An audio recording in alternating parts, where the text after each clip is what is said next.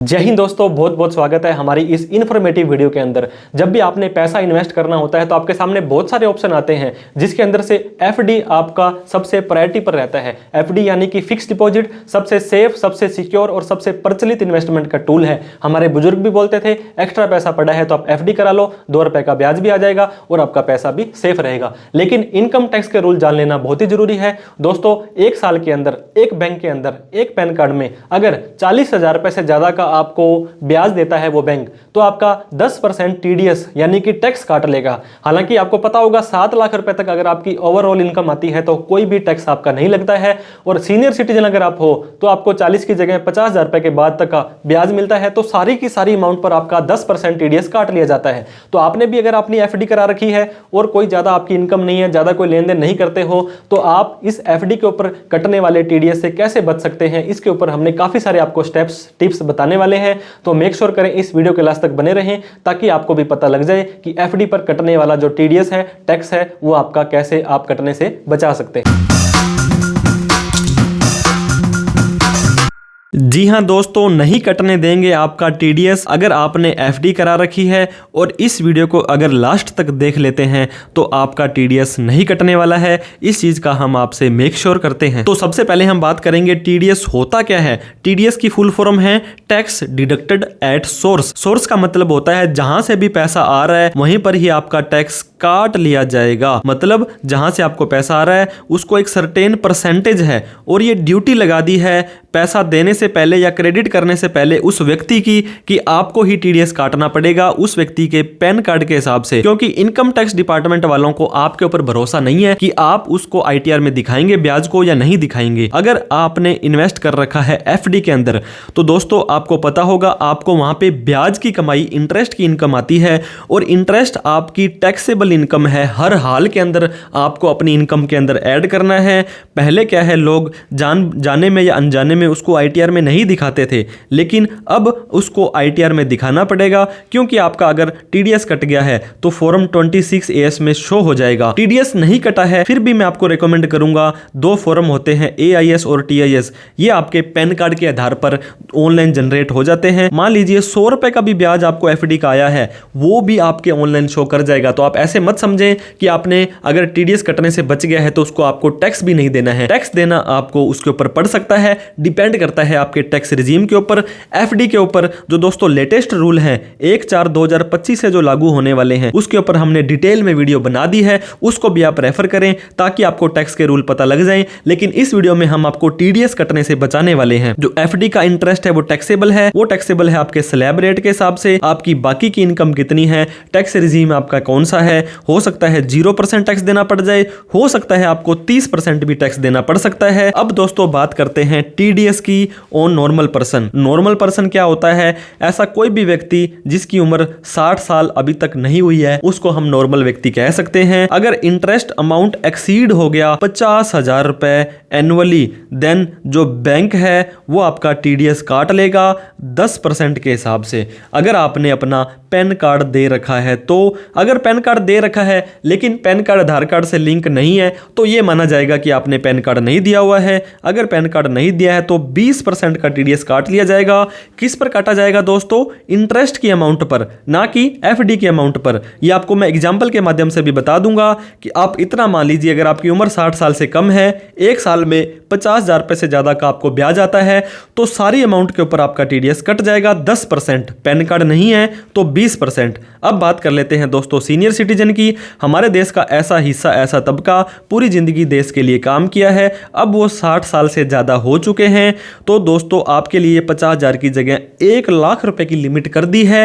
1/4/2025 से अगर आपको एफडी के ऊपर ब्याज आया है एक बैंक के अंदर 1 साल के अंदर तो आपका 1 लाख रुपए तक टीडीएस नहीं काटा जाएगा। 1 लाख से ऊपर होने पर 10% टीडीएस पूरी अमाउंट पर काट लिया जाएगा। मान लीजिए 1,10,000 रुपए का आपको मिला है ब्याज तो आपका 11,000 रुपए टीडीएस काट लिया जाएगा। मतलब सारी अमाउंट पर कटेगा या तो बिल्कुल नहीं कटेगा। अगर पैन कार्ड नहीं दिया है तो 20% टीडीएस आपका काटा जाएगा। अब दोस्तों टीडीएस एक तरह से एडवांस टैक्स होता है, आपका सेक्शन 194A के अंदर काटा जाता है। अब मान लीजिए एक नॉर्मल व्यक्ति 60 साल से कम वाला है, उसको 60,000 रुपए 1 साल के अंदर एक एफडी में ब्याज आ रहा है, तो ये तो 50,000 से ऊपर चला गया।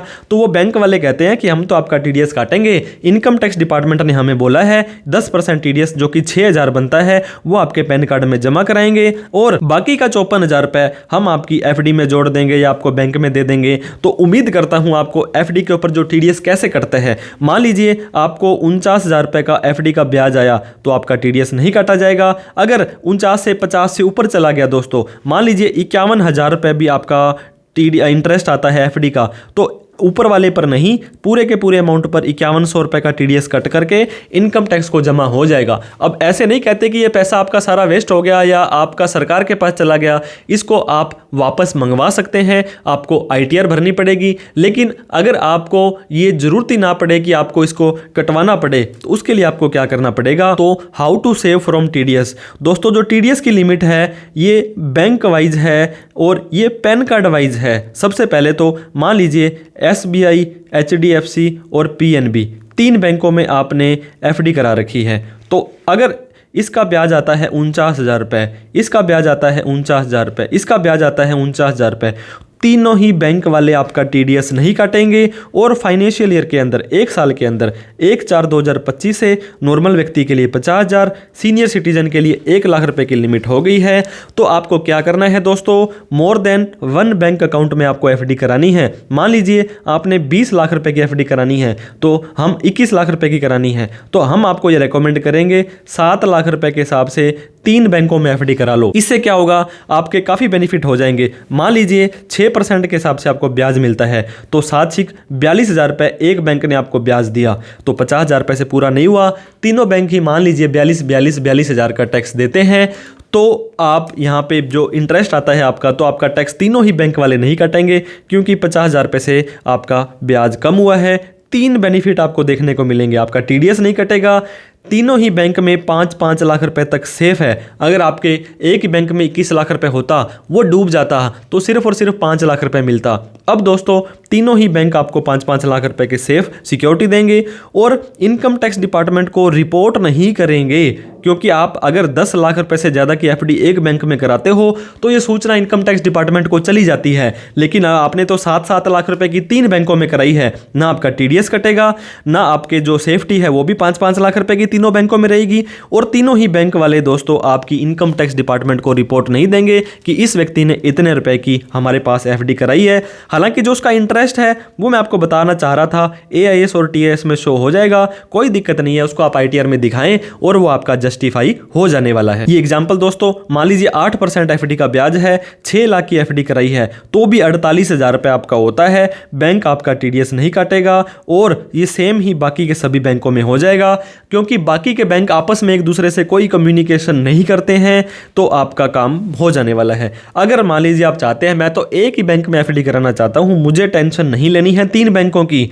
तो कोई टेंशन नहीं है। फॉर्म 15G और 15H एक हथियार है दोस्तों। अगर आपकी इंटरेस्ट इनकम 50,000 रुपये से ज़्यादा है, सीनियर सिटीजन हो 1 लाख से ज़्यादा है, तो भी आपका टीडीएस नहीं कटेगा, लेकिन आपकी overall income basic exemption limit से कम होनी चाहिए।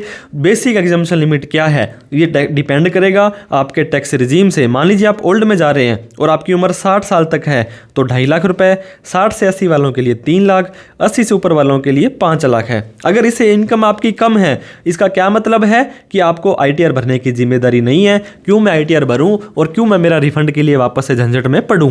और वहीं पर न्यू टैक्स रिजीम में 3 लाख रुपए है, लेकिन 1/4/2025 से जो आपका अगला साल चालू हो जाएगा, फाइनेंशियल ईयर 25-26, असेसमेंट ईयर 26-27, इसके लिए ये 4 लाख रुपए हो जाएगी। तो इससे अगर आपकी इनकम कम है लेकिन इंटरेस्ट आपका 50,000 या लाख से ज़्यादा है तो फॉर्म 15G या 15H आप देख सकते हैं। इसका क्या मतलब हुआ, ये एक रिस्पॉन्स, ये आप उसको रिक्वेस्ट कर रहे हैं बैंक वालों को कि मेरी कोई लाइबिलिटी नहीं है आईटीआर भरने की, मैं 15G या 15H फॉर्म दे रहा हूँ।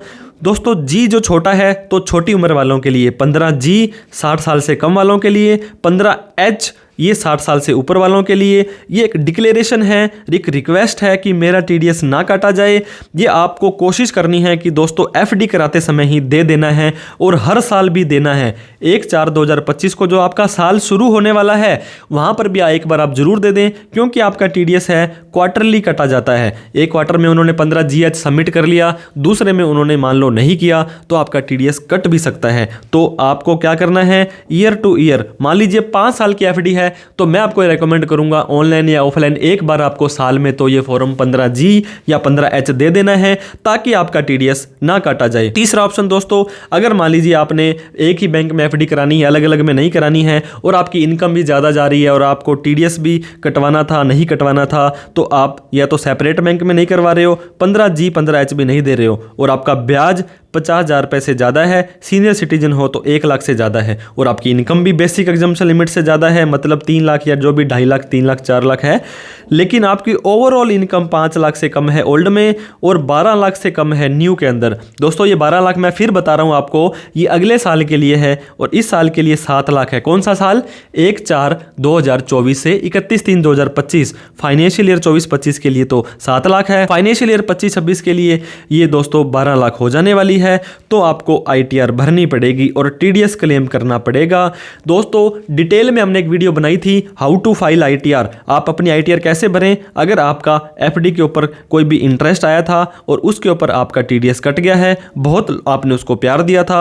अगर आपका टैक्स पेबल है दोस्तों, मान लीजिए आपको अब जब आईटीआर भर रहे हो तो 1 लाख रुपए का आपको टैक्स देना आ रहा है, लेकिन आपका तो 25,000 रुपये तो टीडीएस ही कट गया था, तो कोई दिक्कत नहीं है, उसको आप यूज कर लो और 75,000 रुपये ही और भरने पड़ेंगे। अगर आपका टैक्स बनता था दोस्तों मान लीजिए 5,000 रुपये, लेकिन आपका 25,000 रुपये तो पहले से कटा हुआ है, तो बाकी का 20,000 रुपये आप रिफंड ले सकते हैं। तो 3 ऑप्शन आपके पास में है, या तो एफडी इतनी रखें कि आपका ब्याज ही टीडीएस के लायक ना बने, या 15G या 15H दे दें, वो भी कट गया है तो आपको आईटीआर भर के अपना रिफंड ले लेना है। दोस्तों कुछ FAQs ऐसे क्वेश्चन जो बहुत सारे लोगों ने किए थे, फॉर्म 15GH है ये दे दिया बैंक को, लेकिन फिर भी बैंक ने टीडीएस काट लिया। बहुत बार ऐसे केस आते हैं दोस्तों, ये हो सकता है क्योंकि लापरवाही होती है, जो फॉर्म आपने उनको भर के दिया था वो नीचे गिर गया या उन्होंने संभाला नहीं, तो क्या करते हैं उन्होंने सिस्टम में फीड नहीं किया, मिसप्लेस हो गया, तो आपका टीडीएस कट जाएगा क्योंकि वो एंट्री नहीं हुआ ना सिस्टम के अंदर, उनको पता ही नहीं चला बैंक का जो सिस्टम होता है, तो आपका टीडीएस काटा जा सकता है। लेकिन टेंशन मत लें, आईटीआर भर के आप इसको रिफंड ले सकते हैं। फॉर्म 15G 15H है ये दिया बैंक को और उन्होंने काट लिया टीडीएस, तो कोई दिक्कत नहीं है, आईटीआर भर के आप उसको रिफंड ले सकते हैं। अगर पैन कार्ड नहीं दिया है तो दोस्तों क्या होगा, आपका टीडीएस कटेगा 20% से। अगर पैन कार्ड या तो दिया नहीं है या दिया भी है वो आधार कार्ड से लिंक नहीं है, तो ये माना जाएगा कि आपने पैन कार्ड नहीं दिया है। तो आप जब भी अपनी एफडी कराएं तो प्लीज़ अपना पैन कार्ड जरूर दें उनको, नहीं तो आपका रिफंड नहीं आ पाएगा, क्योंकि आपके पैन कार्ड में वो जमा ही नहीं हुआ है, तो आप उसको रिफंड कैसे ले पाएंगे। इसके बाद में form 15GH can not be given, ये 15G और 15H आप नहीं दे सकते हैं अगर आपकी इनकम बेसिक एग्जम्पशन लिमिट से ज़्यादा है। चाहे आपका टैक्स नहीं बन रहा है, मान लीजिए 6,90,000 रुपये आपकी इनकम आ रही है, या अगले साल के लिए बात करें 11,90,000 रुपये आ रही है, ये तो आपका टैक्स जीरो हो जाएगा। लेकिन अगर आपकी इनकम 3 लाख से ज़्यादा है, इधर 4 लाख से ज़्यादा है, तो आपकी आईटीआर भरने की जिम्मेदारी तो आ गई थी, तो आपको दोस्तों ये फॉर्म नहीं देना है। कैसे चेक करें कि मेरा टीडीएस कटा था वो जमा हो गया है या नहीं हुआ है, इसके ऊपर हमने डिटेल में वीडियो बना रखी है, कैसे आप अपना 26 चेक कर सकते हैं। इसके अलावा AIS और TAS भी जरूर चेक करें। अगर आपका टीडीएस कटा है तो 26 में शो हो जाएगा, नहीं कटा तो आपका जितना ब्याज बनता था AIS और TAS में शो हो जाएगा। इसके ऊपर हमने डिटेल में वीडियो बना रखी है, उसको भी आप देख सकते हैं। दोस्तों टैक्स नीड टू पे आफ्टर FD टेन्योर, ये बहुत सारे लोगों का कन्फ्यूजन आया था। मान लीजिए मैंने 5 साल के लिए FD में पैसा लगा दिया, अब आप टेंशन फ्री हो गए, 5 साल बाद जब मेरी FD मैच्योर होगी जब मुझे टैक्स देना है, लेकिन जो TDS कटा जाता है वो आपका हर महीने काटा जाता है दोस्तों, और जो उसको TDS की रिटर्न भरी जाती है वो हर 3 महीने बाद भरी जाती है। तो जितना भी इंटरेस्ट आएगा आपको एनुअली साल टू साल आपको अपनी ITR में दिखाना है, और ITR भरने से पहले AIS और TAS में शो भी हो जाएगा, उस कम से कम उतना ब्याज तो आप जरूर दिखाएं। अब आपको बात करते हैं इनकम टैक्स का नोटिस कब आ सकता है। अगर आपने FD कराई 10 लाख रुपए से ज़्यादा, तो दोस्तों 4 साल खत्म होने तक जो आपका फाइनेंशियल ईयर है, अगर एफडी 50 लाख से ज़्यादा है तो 6 साल तक आपको नोटिस आ सकता है। अगर आपने आईटीआर नहीं भरी है तो सबसे पहला नोटिस आएगा नॉन फाइलिंग का, फिर सेक्शन 148 में आपका केस खोल लिया जाएगा। अगर आपके पास प्रूफ था कि एफडी का पैसा कहाँ से आया, आपने टैक्स की चोरी नहीं करी, तो कोई टेंशन वाली बात नहीं है। अदरवाइज आपकी वो सारी की सारी इनकम मान करके हैवी टैक्स इंटरेस्ट पेनल्टी लगाई जा सकती है। दोस्तों कैसे 15G और 15H सबमिट करना है, दोनों ही ऑप्शन है। अगर आप आज के डिजिटल युग के व्यक्ति हैं तो मोबाइल ऐप होगी, इंटरनेट बैंकिंग होगी, उसके माध्यम से जमा कर सकते हैं। लेकिन अगर आपको तसल्ली नहीं आती है, बैंक में जाना चाहते हैं, तो बैंक की ब्रांच में जाकर के फॉर्म लेकर के साइन भर करके आप वहां पे जमा करा सकते हैं। 4 बैंकों के अंदर मैंने एफडी करा रखी है और चारों के अंदर ही मुझे अलग अलग फॉर्म देना पड़ेगा। जी हाँ दोस्तों, मैंने आपको बताया था जब भी ये टीडीएस काटते हैं ये बैंक वाइज काटते हैं। एसबीआई अलग काटेगा, पीएनबी अलग काटेगा, एचडीएफसी अलग काटेगा। तो आपको चारों ही बैंक में आपको 15G और 15H देना पड़ेगा। मान लीजिए आपने 3 बैंक में दे दिया, एक बैंक में नहीं दिया, तो हो सकता है 3 बैंक वाले नहीं काटेंगे, एक बैंक आपका काट सकता है। NRI non resident of India है, ये फॉर्म 15G और 15H नहीं दे सकते हैं क्योंकि इनके टैक्स के रूल थोड़े से अलग होते हैं। इसके अलावा अगर आपने गलत 15G 15H दे दिया दोस्तों, धोखेधड़ी से दे दिया, आपकी इनकम ज़्यादा थी लेकिन वहां पे आपने डिक्लेयर कर दिया कि मेरी इनकम कम है, तो ये गलत है दोस्तों। ये रॉन्ग इन्फॉर्मेशन प्रदान करना एक अपराध है, आपको पेनल्टी या लीगल एक्शन की कार्रवाई देखने को मिल सकती है।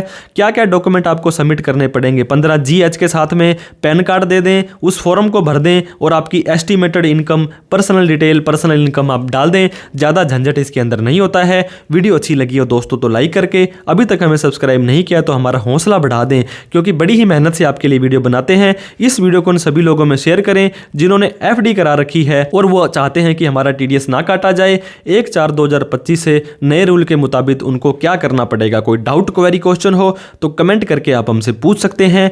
Thank you so much for watching this video. जय हिंद, जय भारत।